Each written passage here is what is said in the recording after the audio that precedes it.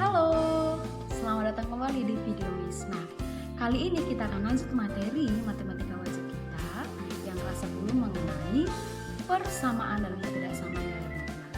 Oke, sebelumnya kalau sudah belajar mengenai konsep dan sifat-sifat nilai mutlak, sekarang kita akan masuk ke persamaan dan pertidaksamaan nilai mutlak. Yuk, tetap ikuti video Miss dengan baik dari awal sampai akhir.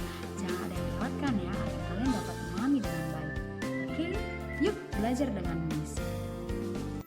Persamaan nilai mutlak didefinisikan sebagai mutlak dari fx sama dengan a, dengan fx adalah fungsi dari x dan a adalah konstanta. Nah, contohnya, kalau ada mutlak dari x kurang a, x kurang 3 sama dengan 4, maka mutlak x kurang 3 ini kita definisikan dia bisa jadi x kurang 3 atau min x kurang 3. Nah, kita cobalah dari dua kemungkinan ini. Kemungkinan yang pertama kan berarti x kurang 3. Jadi x kurang 3 sama dengan 4. Maka kita perolehlah bahwa nilai x-nya sama dengan 4 tambah 3, berarti hasilnya adalah 7. Oke? Lalu untuk dari kemungkinan yang kedua, berarti min dari x kurang 3 sama dengan 4. Atau bisa kita peroleh bahwa min x tambah 3 sama dengan 4. Sehingga ini min x sama dengan 4 kurang 3, min x sama dengan 1 atau x-nya sama dengan negatif 1. Oke, nah lalu untuk contoh soal yang kedua, misalkan soalnya adalah harga mutlak dari 3x kurang 4 sama dengan 5. Nah, kalian juga bisa mengerjakan dengan konsep begini. Berarti kan ada juga dua kemungkinan. Ini bisa kalian buat bahwa pertama 3x kurang 4 sama dengan 5. Lalu untuk kemungkinan keduanya 3x kurang 4 sama dengan minus 5. Bisa, karena kayak yang di sini tadi juga, bahwa kan kalau kita kalikan negatif ruas kiri dan kanan, berarti kan bisa juga kita simpulkan x kurang 3 sama dengan minus 4. Pasti menghasilkan jawaban yang sama. Maka ini kita selesaikan, berarti 3x sama dengan 5 tambah 4. Maka 3x sama dengan 9, sehingga diperoleh x-nya adalah 9 bagi 3, 3. Lalu untuk yang ini, 3x sama dengan minus 5 ditambah 4, maka 3x sama dengan minus 1, maka x-nya sama dengan minus sepertiga. Nah, berarti di sini kita dapatlah bahwa himpunan penyelesaian untuk yang ini adalah minus sepertiga, 3. Lalu tadi yang ini kita lupa ya. Kalau untuk yang ini himpunan penyelesaiannya adalah minus 1,7. Nah, kita akan mempelajari aplikasi persamaan nilai mutlak satu variabel. Nanti kan soalnya nggak selalu langsung fungsi dalam mutlak kalau kita cari penyelesaian enggak. Tapi soalnya juga berbentuk soal cerita seperti ini. Jadi yuk kita kenali gimana sih soal cerita yang mengenai persamaan nilai mutlak satu variabel. Nah, yang pertama, selisih sebuah bilangan dengan 70 adalah 12. Tentukan bilangan tersebut. Jadi untuk mencari bilangan yang jika dikurangkan dengan 17 selisihnya adalah 12, maka itu harga mutlak dari suatu bilangan itu kita misalkan sebagai x, berarti x dikurang 70 itu sama dengan 12. Nah, inilah dia menjadi persamaan nilai mutlaknya. Sehingga dari sini kan bisa kita peroleh dua kemungkinan. Kemungkinan yang pertama, x kurang 70 sama dengan 12. Lalu dari kemungkinan yang kedua, x kurang 70 sama dengan minus 12. Nah, dari sini kita peroleh bahwa nilai x adalah 12 ditambah 70, maka x-nya sama dengan 92. Nah, kalau dari sini kita peroleh bahwa x sama dengan minus 12 ditambah 70, maka nilai x-nya adalah 58. Sehingga bilangan yang jika dikurangkan dengan 70 itu yang mungkin adalah 92 atau 58. Begitu dia. Lalu untuk soal nomor 2, selisih 2 kali sebuah bilangan dengan 250 adalah 12. Tentukan bilangan tersebut. Maka kita buat persamaan nilai mutlak ya, berarti 2x. X itu adalah bilangan, berarti 2 kali sebuah bilangan berarti 2x. Yang selisihnya itu dengan 250 adalah 12. Maka kemungkinan pertama adalah 2x kurang 250 sama dengan 12. Oke? Lalu selanjutnya 2x sama dengan 12 ditambah 250. Sehingga kita peroleh 2x sama dengan 262. Maka x yang memenuhi adalah 262. Dibagi 2 berarti 131. Nah, selanjutnya dari kemungkinan yang kedua. Berarti kemungkinan yang kedua bahwa 2x dikurang 250 itu sama dengan minus 12. Maka 2x sama dengan minus 12 ditambah 250. Maka 2x sama dengan 238. Maka nilai x-nya adalah 238 dibagi 2. Hasilnya adalah 119. Maka 2 kali selisih sebuah bilangan dengan 250 ada 12. Bilangan tersebut adalah 131 dengan 119. Begitu. Nah, ini yang selanjutnya. Lalu selanjutnya, sebuah resistor memiliki nilai hambatan 250 ohm. Toleransi resistor tersebut adalah 5% dari nilai hambatannya. Berapakah nilai hambatan terkecil dan terbesar dari resistor tersebut? Nah, berarti kita cari dulu toleransinya, kan 5% dari nilai hambatannya. Sehingga kita cari bahwa nilainya 5% dikali 250.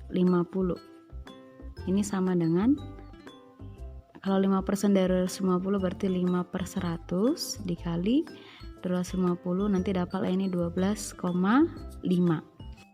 Nah, sehingga untuk mencari nilai hambatan terkecil dan terbesar dari resistor tersebut adalah harga mutlak X dikurang 250 itu sama dengan 5% dari nilai hambatannya, toleransinya berarti 12,5. Sehingga di sini kita buat ada 2 buah kemungkinan.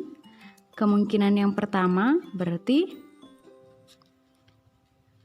X dikurang 250 sama dengan 12,5. Di sini kita peroleh X-nya sama dengan 250 ditambah 12,5. Maka sama dengan 262,5 ohm. Satuannya ohm ya. Lalu untuk kemungkinan yang kedua. Kemungkinan yang kedua berarti X dikurang 250 sama dengan min 12,5. Maka X-nya kita peroleh min 12,5 ditambah 250. Maka X-nya sama dengan 237,5 ohm. Sehingga nilai hambatan terkecilnya adalah 237,5 ohm dan nilai hambatan terbesarnya adalah 262,5 ohm. Begitu dia. Oke, semoga dapat dipahami dengan baik mengenai persamaan nilai mutlak satu variabel. Oke, kita sekarang lanjut untuk pertidaksamaan nilai mutlak. Nah, sebelum kita menyelesaikan soal-soalnya, kita pahami dulu bahwa ada beberapa sifat dari pertidaksamaan nilai mutlak. Apa-apa aja itu sifatnya? Sifat yang pertama, nah ini untuk yang XY itu adalah bilangan real dan A-nya lebih dari atau sama dengan 0. Maka harga mutlak X kurang dari A itu akan kita definisikan sebagai X di antara min A sampai positif A. Lalu harga mutlak X lebih dari A itu akan kita definisikan sebagai X kurang dari negatif A atau X lebih dari A. Lalu yang ketiga, harga mutlak X tambah Y itu kurang dari atau sama dengan dari harga mutlak X ditambah harga mutlak Y. Lalu harga mutlak X kurang Y itu lebih dari atau sama dengan harga mutlak X dikurang harga mutlak Y. Lalu jika ada harga mutlak Fx kurang dari harga mutlak Gx, maka itu bisa kita juga artikan bahwa kuadrat dari Fx kurang dari kuadrat dari Gx. Lalu harga mutlak Fx lebih dari harga mutlak Gx itu juga bisa kita artikan sebagai kuadrat dari Fx itu lebih dari kuadrat dari Gx. Oke, untuk soal yang pertama, ketika ada harga mutlak X kurang 3 kurang dari 6, berarti kita definisikan seperti ini ya. Yang sifat yang pertama berarti menjadi X kurang 3 itu diantara min 6 sampai dengan 6. Berarti supaya tidak ada lagi kurang 3 di sini, sama-sama kita tambah 3 kuras kiri dan kuras kanan. Berarti ini min 6 ditambah 3. Kalau min 3 tambah 3 sudah habis ya di sini, jadi tinggal X. Lalu di sini 6 tambah 3 berarti min 3 X 9, berarti X diantara min 3 sampai 9. Berarti yang memenuhi untuk pertidaksamaan ini adalah X diantara min 3 sampai 9. Lalu yang selanjutnya, ketika yang ditanya adalah ketika yang diketahui bahwa harga mutlak 2X kurang 5 lebih dari atau sama dengan 3. Ingat ya, ini juga berlaku ketika ada sama dengannya. Maka ini definisikan sebagai 2X kurang 5 lebih dari atau sama dengan 3.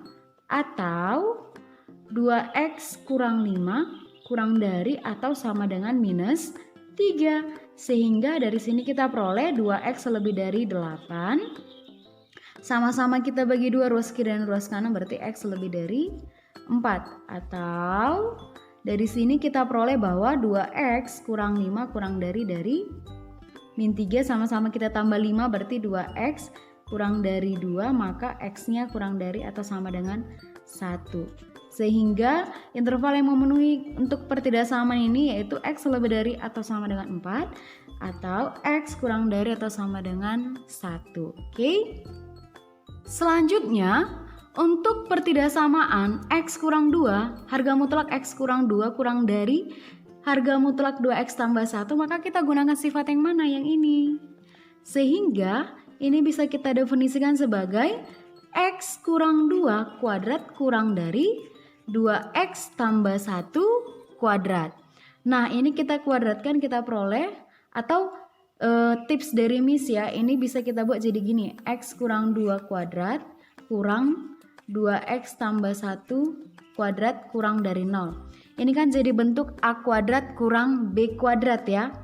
Jadi kalau A kuadrat kurang B kuadrat kita pecah jadi A tambah B dikali A kurang B, berarti jadi X kurang 2 ditambah 2X tambah 1. Ingat ya, ini A-nya, ini B-nya.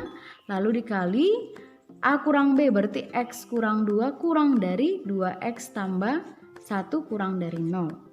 Maka ini jadinya kan X tambah 2X 3X min 2 tambah 1 minus 1 kali.